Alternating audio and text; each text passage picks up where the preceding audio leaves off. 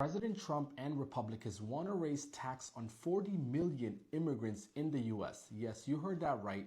They want to raise tax on 40 million immigrants, specifically immigrants. How is that possible and why? Let me explain. There's something called the 3.5% remittance tax that Trump has proposed in his big, beautiful bill that has already passed the House and is about to pass the Senate.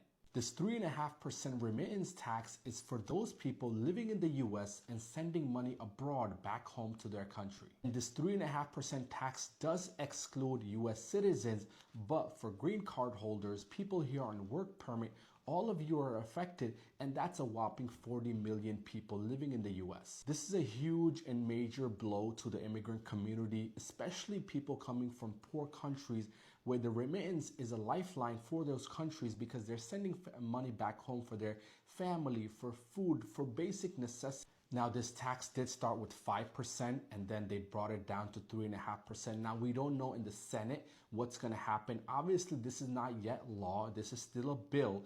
But in the Senate, maybe it gets shaved down to a lower amount or maybe it doesn't. But if this passes, it's going to have huge implications, unlike anything else. And Trump is really coming after the immigrants, which is super unfair.